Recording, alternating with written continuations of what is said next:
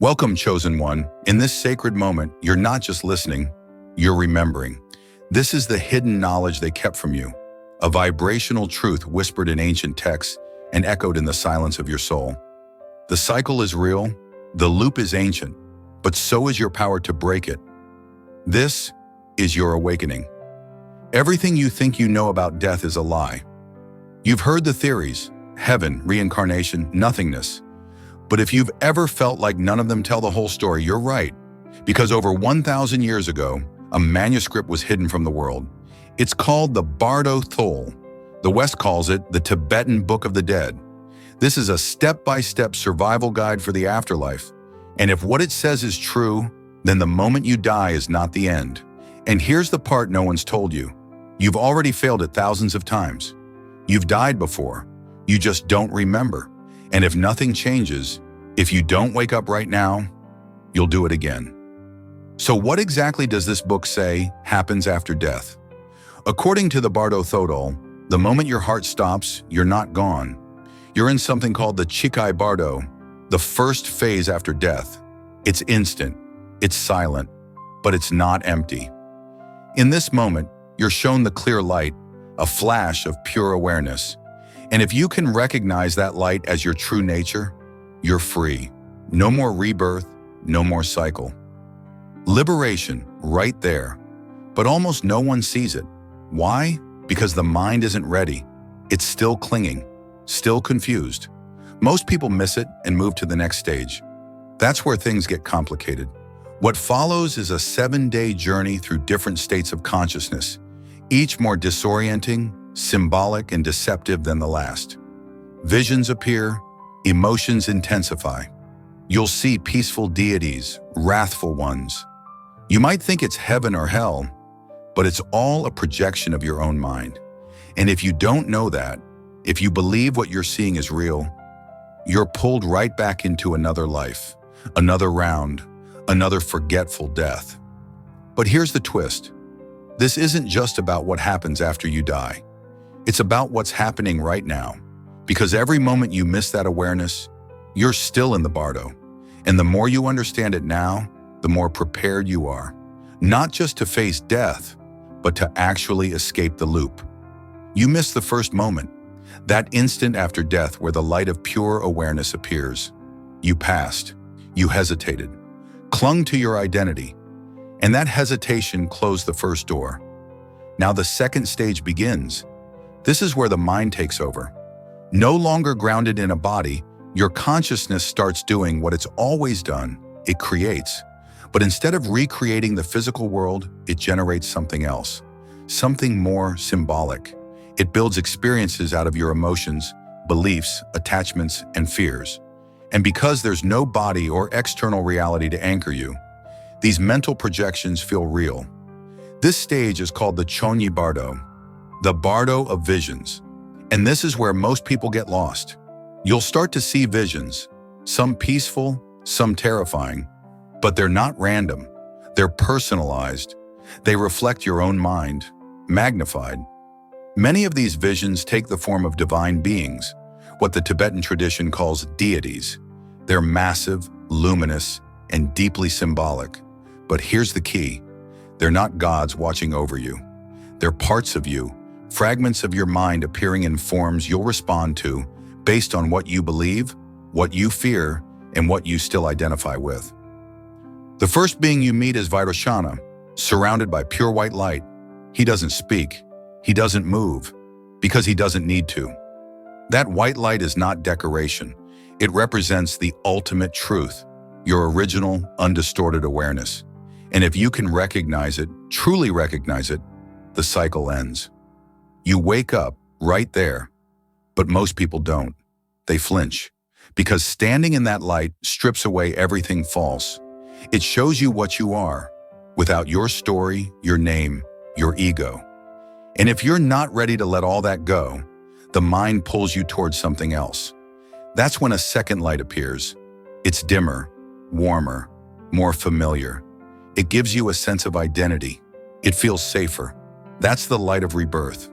And here's the critical part. This moment is a test, but it doesn't feel like one. It feels like a choice a small emotional reaction, a preference. But the stakes are massive.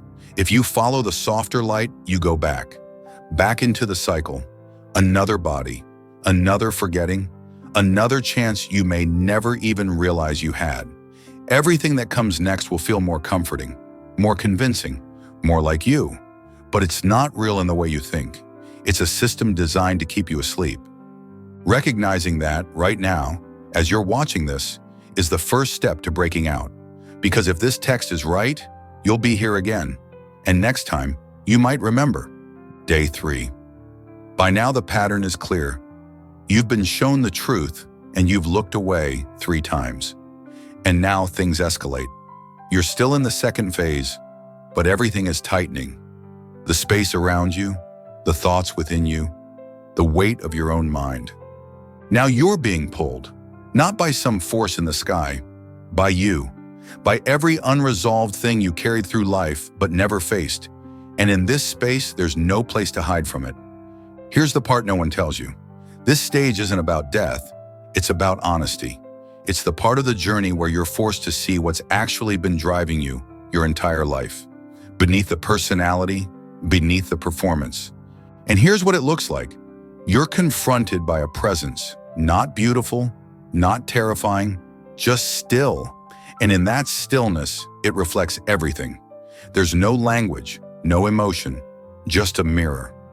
One that shows you exactly what you are, without filters, without the story. All the stuff you avoided, the versions of yourself you curated for others, the real motivations behind your good decisions, the anger you swallowed, the guilt you buried, the pain you blamed on other people. It's all here now, and there's no one else in the room. And in front of you, there's a light. It's the way out. But it doesn't feel like salvation. It feels like standing naked in front of something that sees everything, because it does. And here's the thing. You've already experienced this before. Every time you've stared at yourself in the mirror and couldn't meet your own eyes. Every moment of silence that made you uncomfortable. Every relationship that collapsed under truth you didn't want to speak. This is that, turned up to maximum volume. Not punishment, just accuracy. And once again, you hesitate. So the mind creates an alternative. A second light. It's not brighter. It's not cleaner. It's heavier, denser, lower. But it feels more familiar. It hums with the emotions you never fully owned. Rage, blame, resentment. It says, you don't have to look at yourself. Just go here. Start over. Be someone else again. And many do, because that second light doesn't feel like a trap. It feels like relief. But the cost, it's steep. You're not just going back into a body. You're going into a life shaped by everything you refuse to face. Harder circumstances, more confusion, less clarity. Not because you're being punished, because that's what still resonates with you. This is the test, not of morality, not of belief, of awareness. Will you keep running from yourself, or will you finally admit everything you're seeing is you? And here's the real-world connection. This isn't just what happens after death. It's what happens every day. In moments when truth shows up and you look away. When you know something's off but you stay quiet. When you feel the pull to grow but you choose comfort instead. This moment is just the final version of a choice you've made 1,000 times before. And the more you delay here, the more convincing the illusion becomes. Each light you follow turns into another distraction. Each escape route becomes another loop. So if you're still here, if you've made it this far, remember, the door is still open, but you've ignored it 3 times. And day 4 is coming. More pressure, more pull, less time.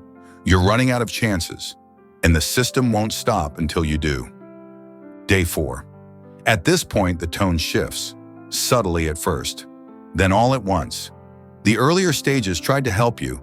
They showed you truth. They gave you exits, but you didn't take them. Now the system stops being gentle, and here's where it gets uncomfortable. Your own mind starts turning against you. Not violently, not obviously. It does something worse. It brings up pride. Not the good kind, the kind that got you through hard things. The other kind, the kind that made you hold back when you knew you were wrong. The kind that kept you chasing more, even when you had enough. The kind that convinced you the version of you people admired was the only version worth showing. And here's what happens. That pride starts rising. You feel powerful, like you've accomplished something, like you matter. Maybe you remember moments, closing the deal, getting the promotion, buying the car, earning respect. You feel that same energy come back. And for a second, it feels like you're winning. But that's the trap. Because in this space, ego doesn't make you stronger. It makes you visible. And the more visible you become, the more pressure builds. This stage doesn't respond to who you think you are. It responds to what's actually driving you. And if what's underneath the pride is insecurity, fear of irrelevance, fear of being forgotten, this stage brings that up. Far. Suddenly you're pulled in two directions. You want to stand tall, to prove you still have value. But at the same time, you feel the weight of every moment where that pride cost you something: connection, honesty, peace of mind. And right when you start to feel that conflict, another light shows up. It's dull, heavy, familiar, and it pulls you in a different direction. It feels like longing, wanting something you can't quite name. Another chance, another shot, a new identity. It's the same feeling that drove 1,000 decisions, staying in the job longer than you should have, trying to impress people who stopped watching years ago, trying to outrun the feeling that deep down, it still wasn't enough. That's what this space feeds on. Not violence, not chaos, craving. It gives you the feeling of almost having what you want, just enough to keep you reaching, but never enough to satisfy. And that's the point. This is the place where you can chase forever and never arrive. You reach for relief, and you get more need. You reach for meaning, and you get more confusion. You reach for control, and you get more weight. And here's the truth most people don't want to admit. You've been here before. Every time you hit the milestone and still felt hollow. Every time you succeeded and couldn't stop thinking, is this it?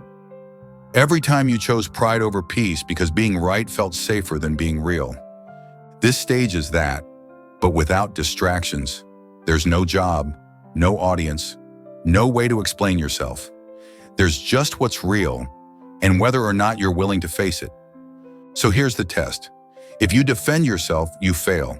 If you collapse into guilt, you fail. If you reach for something, anything, to escape the discomfort, you lock yourself in. But if you stop resisting, just for a second, if you stop chasing, stop justifying, stop reaching, the illusion breaks. That's your fourth chance. And if you're still here, you haven't taken any of them. Which brings us to the uncomfortable truth. This system has been trying to wake you up, but the more you ignore it, the harder it pushes. Tomorrow, it stops playing nice. You've had 4 exits, 4 opportunities, and if you haven't walked through any of them, the consequences start showing up. Not in theory, in experience. Because after this, what you face won't feel like truth. It'll feel like threat. And the scariest part, it's all still coming from you. Day 5. By now, you're not calm anymore. You've missed 4 exits, and something in you knows it. The space around you is shifting. It's not visual anymore. It's visceral, not images, pressure, and then it hits. Not slowly, not symbolically. Suddenly, you're face to face with something massive, intense, overwhelming. It doesn't speak. It doesn't ask. It charges. This isn't a demon. This is your own mind, fully unleashed. Everything you spent a lifetime pushing down, anger you never expressed, fear you buried, guilt you rationalized, regret you hoped would fade. All of it comes roaring back in one form. And it doesn't tap politely, it crashes through. It's not here to punish you. It's here to break one final illusion. The idea that you're just a person with a name, a job, a past, a role you played for 50, 60, 70 years. This energy doesn't care about your resume. It's not impressed by your image. It's not afraid of what you've survived. It wants to tear down the mask, not to hurt you, but to wake you. But if you cling to that mask, it feels like attack, like everything's collapsing. Your first instinct, run. But there's nowhere to go. You're not in a place, you're in a process. Try to escape, and it reappears. Try to hide, and it gets louder. Because you're not being chased, you're doing the chasing. This thing isn't coming at you. You're creating it as fast as you run from it. And just when you think it can't get worse, it flips. The energy collapses, not into peace, into nothing. Suddenly there's no fire, no noise, just a void, a total lack of anything familiar, no form, no feedback, no role to play. It's not pain, it's not relief, it's just absence. And that's when real panic sets in. You're not being attacked now, you're being erased. No recognition, no reflection. Just the feeling that nothing about you is real or needed or even there. And here's the test. Can you hold still when everything, even your identity, starts slipping away? Because if you flinch here, the cycle resets. You'll get hit with the fear again, the rage, the urge to grab control. And each time you react, it locks in tighter. But if you can sit in that pressure without fighting, without reaching, something shifts. If you can look at the chaos and say, "This is me," it breaks. Because all of this, what's attacking you, what's scaring you, what's unraveling you, it's projection, your own shadow finally surfacing. And recognizing that, really recognizing it, not just as an idea but as fact, is the only thing that ends the cycle. No mantra, no ritual, just truth. But most people don't make it through this gate, not because they're weak, because they believe it's real. They see the chaos and think it's external. They forget it's theirs. They flinch. And in that flinch, they fall. What comes next depends on what you just did. If you recognize the projection, you may have just passed the hardest test in the entire Bardo. If you didn't, day 6 won't feel human, and it won't pretend to. Day 6, today feels different. Surrender. You've spent decades navigating life through these categories, at work, in relationships, in your own self-perception, and now the system is asking you to drop all of it. This is the real challenge today. Your instinct to label everything. You'll want to say this part is bad, that part is good, this part is spiritual, that part is ego, this one is me, that one isn't. But the second you label something as not me, it becomes a threat. And in this space, threats don't go away. They harden, they loop, they become more real. You might start trying to make sense of the experience, break it down, reduce it to some metaphor or symbol. That's the rational mind kicking in, trying to take back control. But this isn't something to explain. It's something to see through. Here's where a lot of people fall into the trap. They think the calm feeling that shows up next is relief, like they've passed something. But it's not a reward. It's just another exit sign back into illusion. A softer loop. Because if you move toward comfort without awareness, the cycle continues. So here's the actual decision. Don't react. Don't retreat. Don't rationalize. Just recognize. Everything happening here, this tension, this duality, this internal conflict, it's not outside of you. It's your own mind trying to come back into alignment. And the only way through isn't force, it's clarity. You stop labeling. You stop managing. You stop dividing yourself into categories that no longer serve you. And in that moment of recognition, where you allow everything to exist without judgment, the vision dissolves. That's the way out. And by the way, this wasn't some throwaway stage. It was quieter, more subtle, but no less important. Because if you missed this one, if you labeled your way through it, or numbed out, or followed the illusion of relief, day 7 doesn't pause to help you catch up. It just moves on. And what's coming next doesn't care how confused you are. It's not going to wait for you to be ready. You've been given 6 chances. The next one is your last. Day 8. By now, most people have lost track of time. There's no sunrise here, no ticking clock. You're not counting hours. You're floating in something that feels like memory, emotion, and dream all tangled together. And that's the first trap of this stage. It feels normal. After everything you've seen, chaos, fear, pressure, this space feels quiet, safe, almost welcoming. But don't let that fool you, because what's happening now is subtle, and that makes it more dangerous. You've already been through the big stuff. You saw the peaceful visions. You faced the intensity. You may have reacted with fear, maybe confusion, maybe pride, and whether you realized it or not, those reactions started shaping what's happening now. Because this space doesn't punish you, it reflects you. And today, the reflection gets personal. The cosmic symbols fade. The giant figures and flashing lights are gone. Instead, you start seeing familiar things, places you remember, faces you loved. You might hear your name being called in a voice you trust, maybe a parent, a friend, a partner. It feels like home, but it's not. None of it's real in the way you think. What you're seeing is your own mind playing back the things it's still attached to. And here's why that matters. Everything you hold on to now, every memory, every emotion, every unresolved moment, starts pulling you toward a new life. Not through decision, but through vibration. You don't get to choose the next life like picking from a menu. You get pulled into the next experience by what still has a grip on you.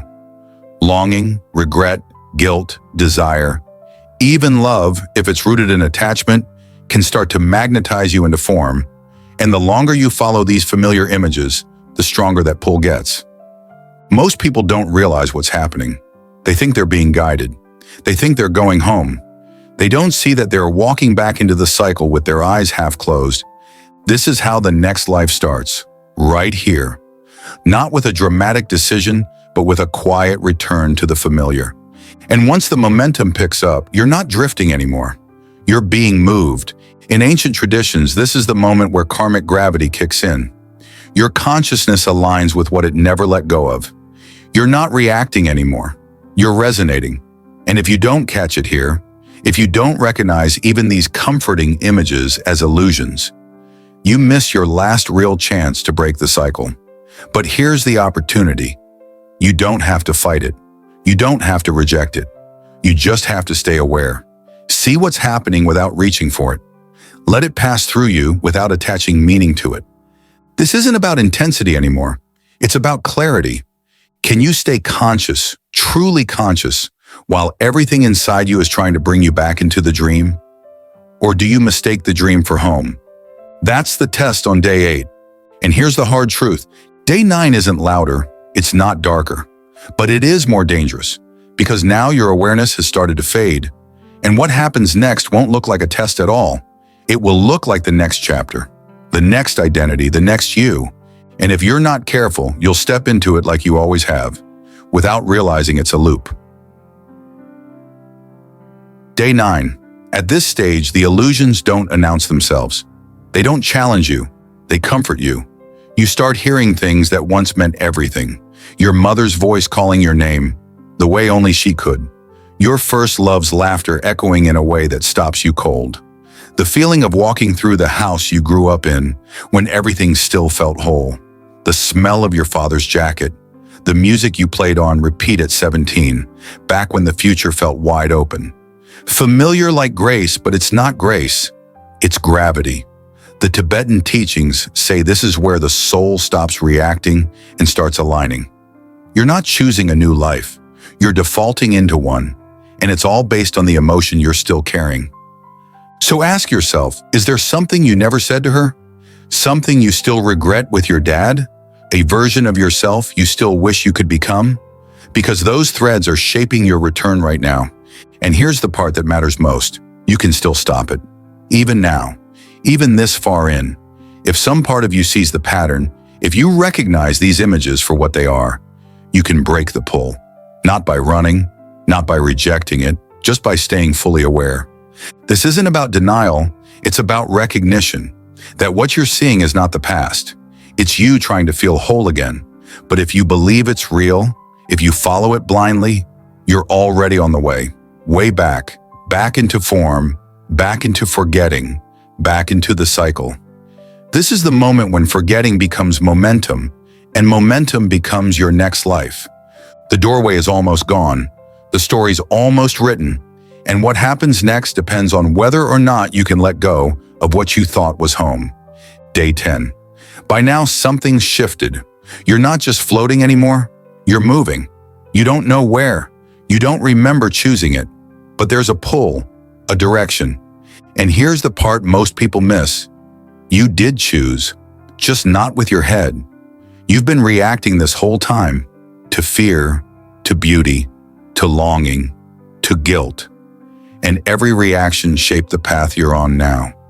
This is where your next life begins to take form. Not as an idea, as momentum. And it's not dramatic, it's subtle. You might start to feel warmth, like being wrapped in a blanket, or pressure, tightness, like being squeezed into something smaller. You might hear a voice, your dad's voice, calling your name like he did when you were a kid and stayed out too late.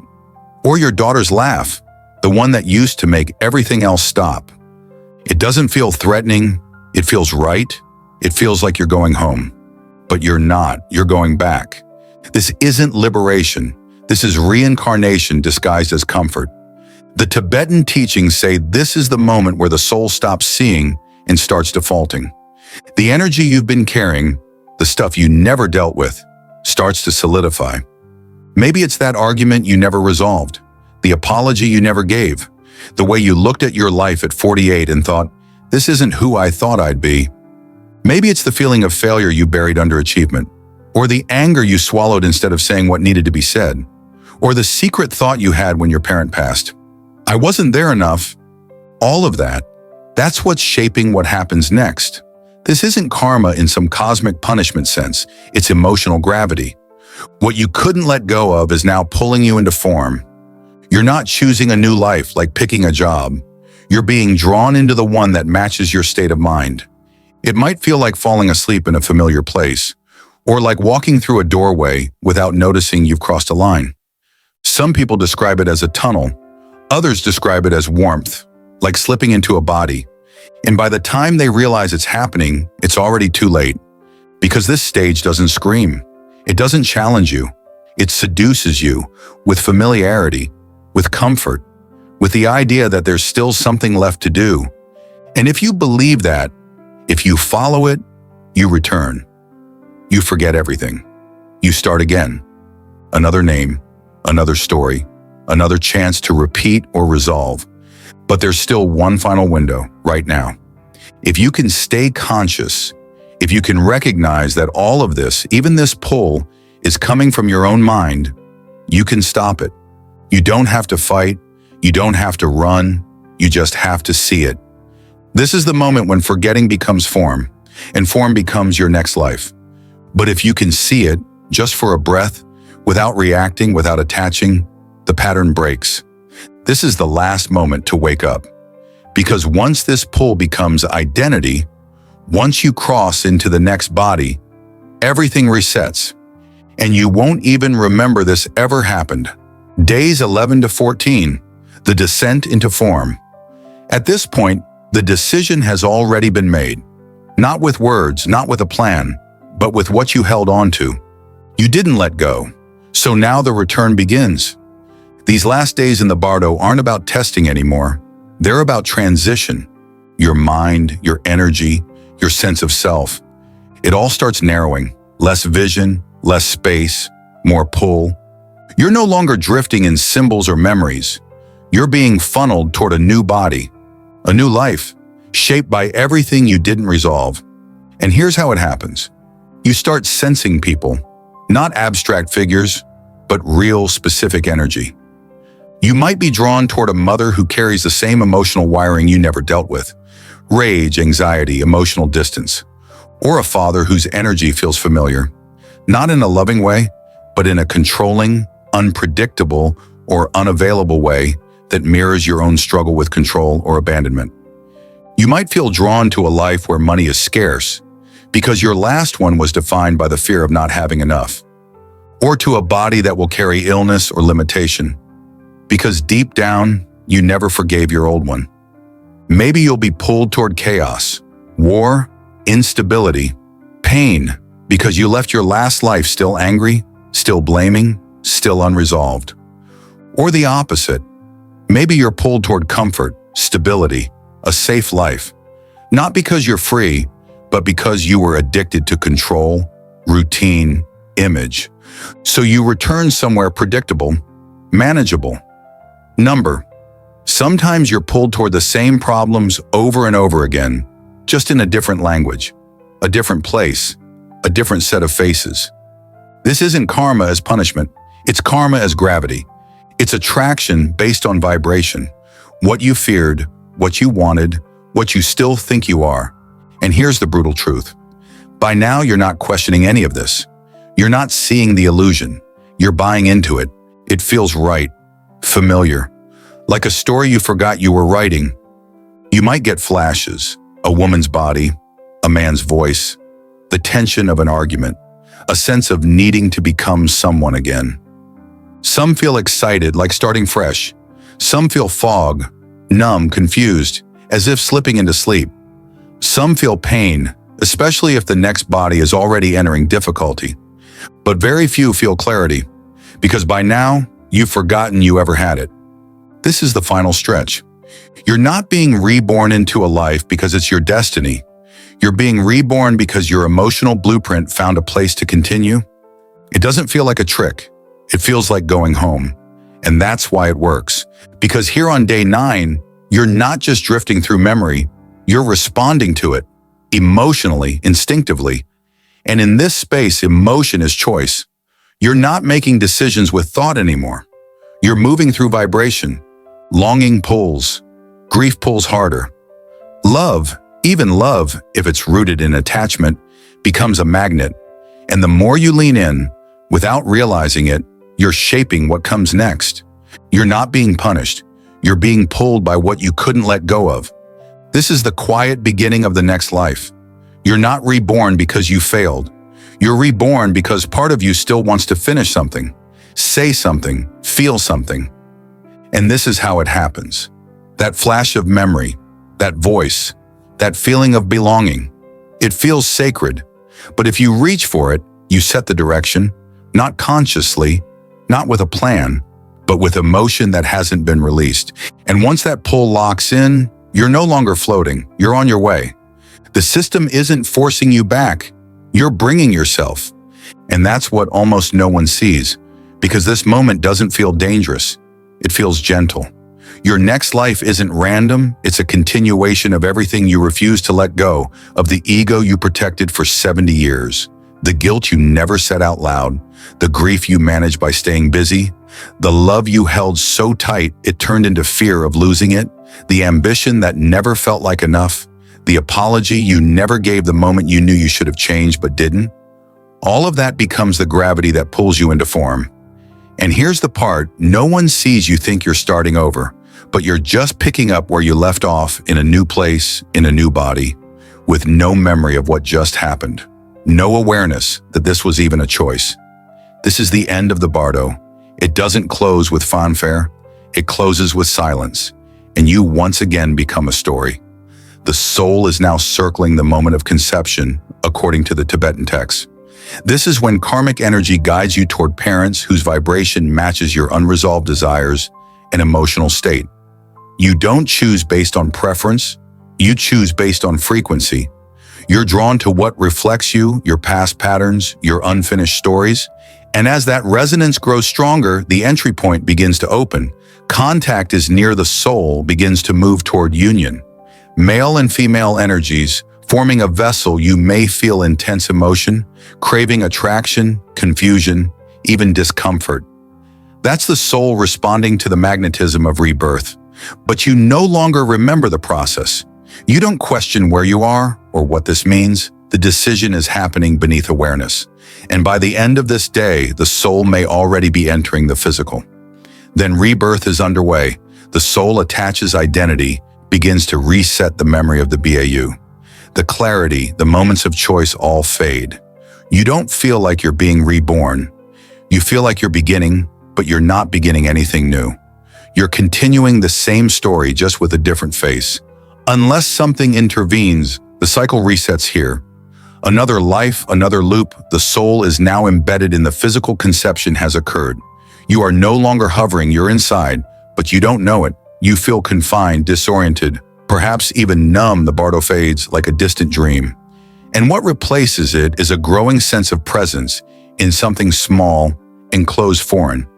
You're inside a womb, the cycle is already repeating, but the memory of how you got here is gone.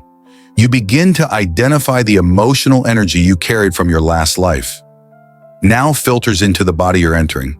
The mind is blank, but the karmic imprint remains how you feel, how you react, what you fear or desire in this next life. All of it is shaped by this imprint. You're not choosing your life consciously, but it's being shaped by the parts of you that never healed.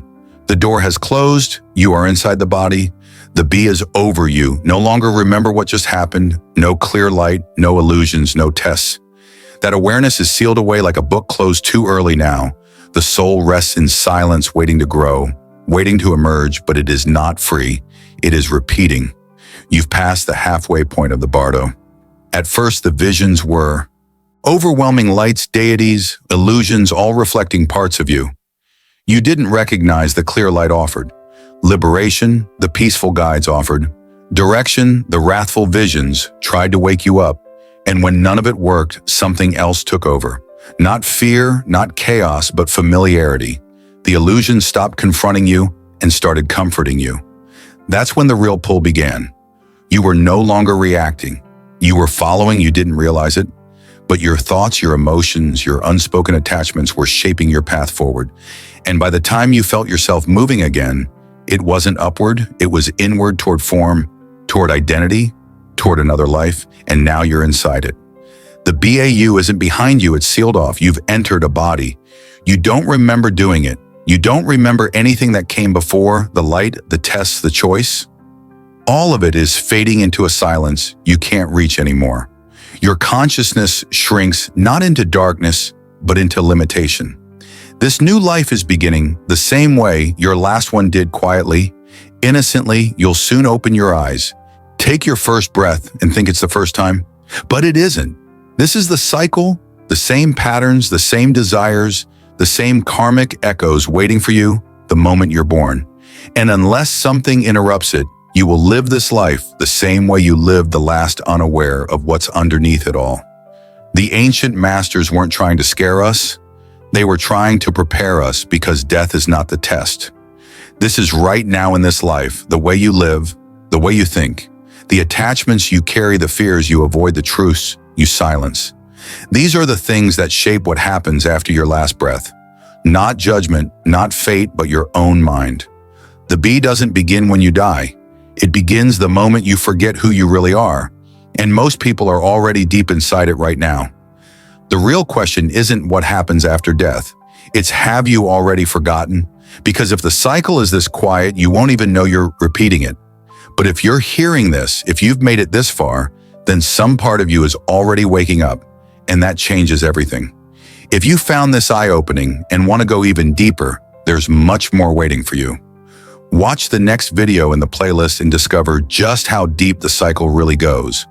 Drop a stay aware in the comments if you're ready to break free from the illusions.